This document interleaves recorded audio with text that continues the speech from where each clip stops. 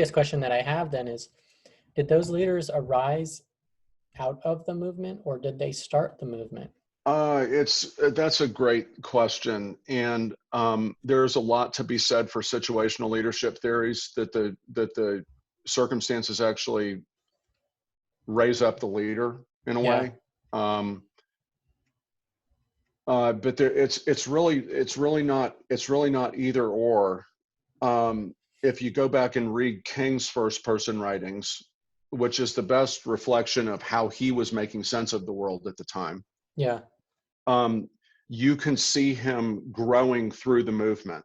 Mm-hmm. The difference between Abraham Lincoln's first inaugural and second inaugural is the difference between level 4 and level 5. So it was like the challenge and contradiction of the Civil War and being in the presidency at that time, actually, I think grew him into a level 5 leader. Mandela is a more interesting case on sort of a national level, in that, you know, he was imprisoned for 25 years, which is a lot of time to think about who you're going to be. And not everybody does that. He did it though. You know, Gandhi had already adopted nonviolent means of protest before he became level 5. But what we see, he did not leave us any first person writings really late in his life. But what we see with Gandhi is someone, I think, who came to it also sort of interactively in response to the circumstances, but also with this unique willingness to hold his way with a looser grip. Right. Not to be like doubled down on it. Well, I think what's interesting, I guess, about those examples is, you know, the research does show, in terms of effective protesting, you know, nonviolent protests are twice as more likely to be effective, and there's a lot of benefits to taking it the approach that they did. But I don't get the sense that they looked at the evidence and went, "This is the most effective way to affect change." There was something deeper that was informing that, and it just happened to be effective as well. Would you agree with that or disagree with that? What do you think? Oh gosh, I do think that when we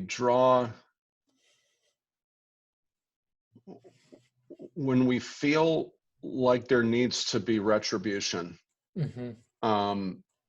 in some form or fashion,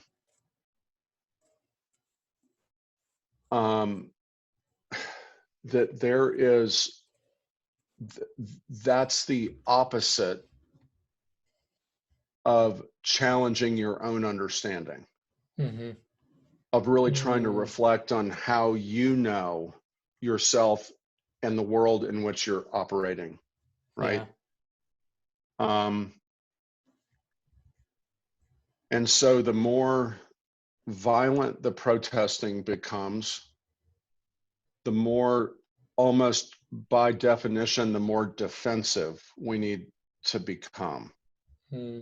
Right? We've got to defend our property or our way or all of these things. What the more nonviolent protests begin to do, especially when the numbers are getting as big as they are around a lot of the social unrest right now,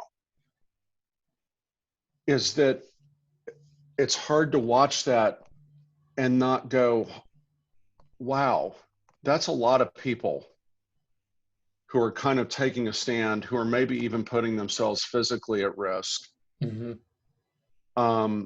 Is the way that I'm thinking about this completely correct? Or or can that understanding be challenged? And again, this model of adult development that is in the book and that, you know, underpins so much of what we do, is really about continuing to challenge in a systematic way our own understanding. So what is it in us that is holding us back? Is it fear? Is it ego? Something else? Yeah, I think fear is a big part of it. There is always fear in letting go, and usually at every stage of development, even all the way back to the terrible twos. Yeah. Right? You got your grip on reality, on your Uh-huh. reality. And it's in childhood, it's more predictable what does it, but it's like, you know, it's almost like the circumstances are prying your hand open. Yeah. And you're saying, this can't do anymore. What's next? Mm-hmm. And then we begin to figure that out and piece it together. Mm-hmm. But it doesn't have to be random.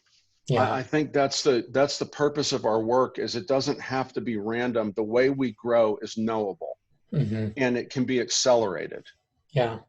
And I think that's a lot of what you're trying to get at in this podcast, is kind of like, what can we do, or what should we be doing differently? Mm-hmm. And I think there's things that we can learn from. Yeah. When it comes to that. And when you think about whatever your lens is that you see the world through, Mm-hmm. when you allow that lens to be challenged, that's scary. Yeah.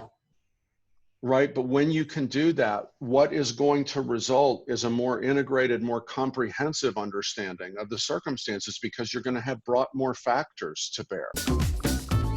Are you a small business owner? Have you hit a glass ceiling where year over year, you cannot rise above a certain revenue level? Check out Jason Scott Montoya's book, The Jump, to discover how to level up your leadership and pivot your entrepreneurial passion to the highest level.